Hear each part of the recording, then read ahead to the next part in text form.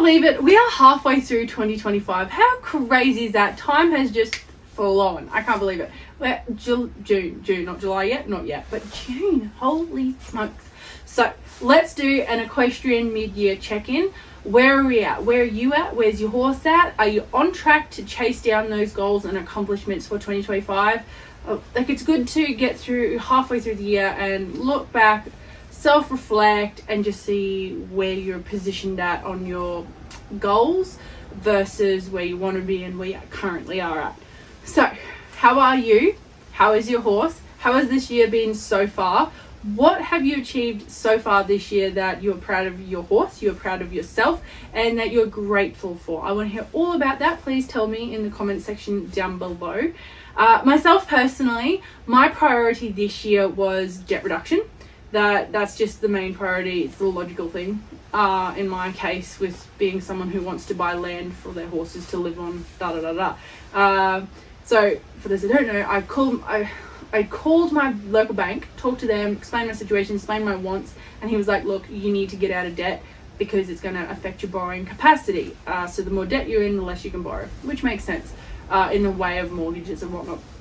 So I started 2025 off with 4 bits of personal debt. I had Afterpay, ZipPay, credit card, which is $5,000, and I can't remember exactly where the loan was at, maybe $17,000 at the start of this year, personal loan at bank, so 4 bits. Afterpay had never really gone too much over $600 a month, but I didn't really use it that often.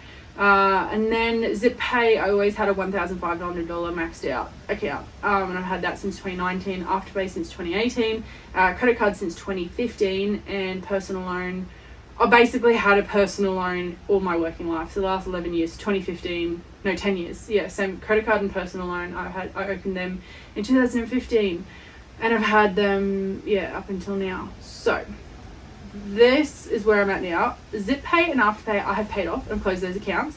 My credit card, the $5,000 has been paid off, but I haven't closed the account yet. That I am going to do. It's on my to-do list. And my personal loan, I officially have $14,033 left to pay on that loan. So it just leaves me now with the last 6 months of this year to tackle that personal loan. And I'm very excited, I'm very proud of that achievement. The other 2 main goals I had this year, one is a secret. I don't want to shed too much light on it until I'm ready to share it with you all, because it's a surprise for all you guys. So that goal has been a bit disrupted. I've been let down and disappointed by someone that I was organising something with. Anyways, it is what it is, and I'm very fortunate, very lucky, and very blessed that I went to the Bathurst Royal and I met someone there, and that person has been the knight in shining armour who has helped me in my pickle. So that goal is in motion. And then the other one was rehoming Jessie. So they're my 3 main goals this year. Thought I'd found a home, didn't work out because she was right next to a stud and could smell the stallion, and it was all hectic and it wasn't safe for her to be there, so she's come back to me. I have had yesterday someone reached out, saw my ad on Facebook, and has reached out and seems quite interested and seems to be capable and understanding of track thoroughbred with quirks like Jessie, and I've been very transparent, black and white, and I've explained it to her. So when I'm off work next, they're going to be able to come visit and ride her and just see if they gel. If that's the most important thing when it comes to horses, you need to gel together. If you're not gelling together, it ain't gonna work. So yeah, that's where I'm at with my 3 personal goals. I hope, last week I was very disappointed, very sad, and really down in the dumps and just frustrated and just being down the blues. But I've perked up. Yesterday I was pretty flat. The last few days have been pretty flat and just sad and emotional. But I've picked myself up today and I'm feeling much better. I've actually re-recorded this video because I did one yesterday twice, and I was like, nah, you can just tell how flat I am. So I'm a bit perked up, a bit better today. And yeah, just had the farrier out for Teddy, and he's had his fitties done. So yeah, it's always good to catch up from farriers. It's good fun to talk to. Last night, actually, what's heavy on my mind, I watched the Society of the Snow. That movie about, holy hell, that plane crash in the 70s and those survivors. Wow, what a story. I felt so heavy. I still feel so heavy. That was a crazy story. If you're not good with gory stuff, probably not the movie for you, but puts you in perspective on a lot of things, I guess, and be very grateful. But anyways, inside joke.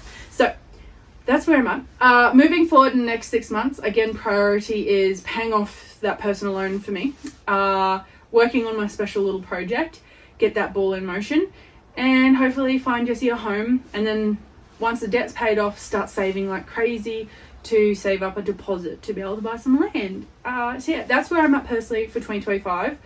Obviously, would love to already have my farm, would love to be showing and amongst it and out there and doing things, but I guess so far in life I'm being taught really, really hard patience. The hard life lesson of developing patience. So I guess that's all I can say about that.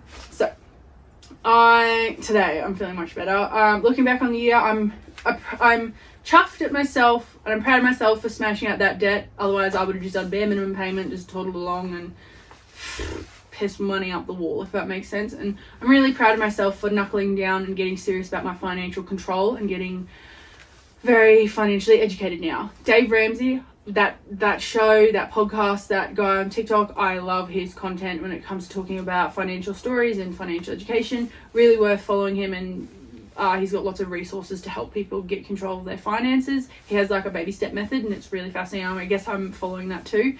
But at the moment I'm currently working on the snowball method, do small bits of debt, then tackle the biggest one, which I've got now.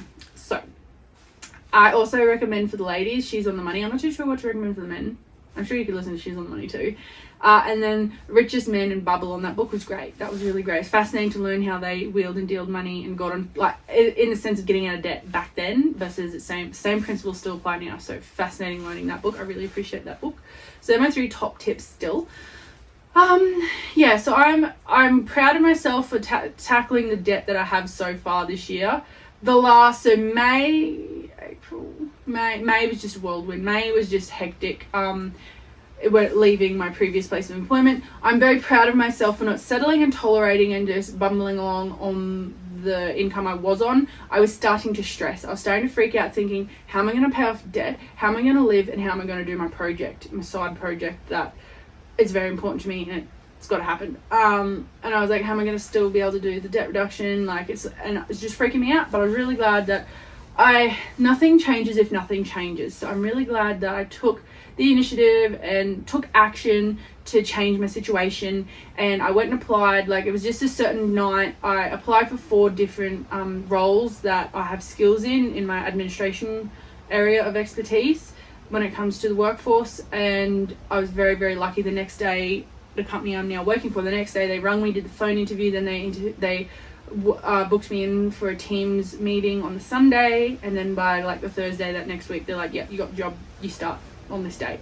And then I resigned, and yeah, it was very hectic. Like, hectic as in like bang bang bang. It was just go go go, done deal, it's happening. So yeah, and it's helped me. I'm not on minimum wage anymore. I'm really appreciative of that. But now I need to learn how to master finances, if that makes sense, and not piss it up the wall like I sort of was previously, if that makes sense. And now I'm going to be looking and finding someone for financial guidance. I do want to, I'm a bit stuck. I don't know. I need someone to help me.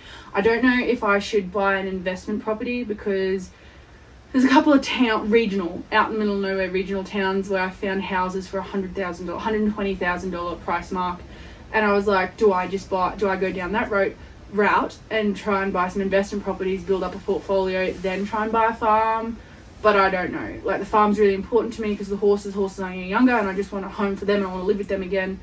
So it's just, I've just got to weigh up my options, and my husband, we need some financial advice. So I'm going to ask for some help in like one of the financial groups I'm a part of on Facebook, see who can recommend a good financial advisor that can help me in that region.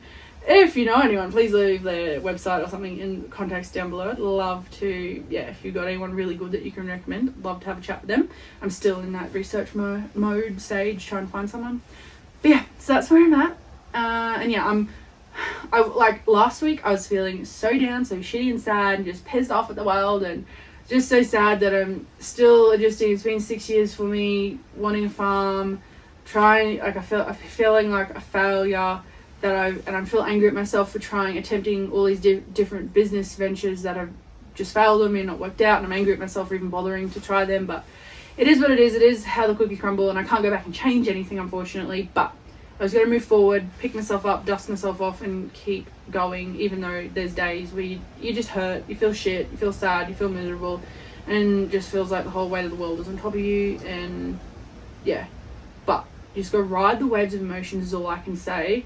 Don't let anyone tell you to snap out. Like, oh, you gotta be careful, but like, just take it steady and don't just ride the emotions, if that makes sense. Don't have high expectations. Don't put too much pressure on yourself. Just feel those feelings, but then think about what you can do to make yourself head in the direction of where you want to go and feel better and be happier in life, because life's too short. We're going to be gone in 100 years. No one's going to remember us in 100 years, so it's really important that we make most of it and we live life to the best of our fulfillment and abilities. That makes us happy and makes this life worthwhile. Don't get caught up in that hamster wheel of the system that they've designed for everyone nowadays, because life's too short just to be that, you know, in that hive, that worker bee, just buzzing around, round and not off and enjoying life.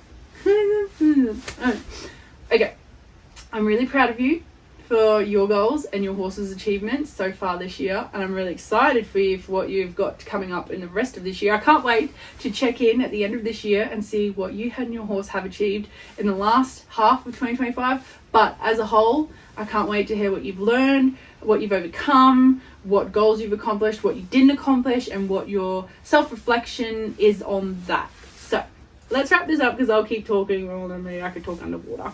Anyways, thanks for joining me in today's video, and I'll see you in the next video. Bye!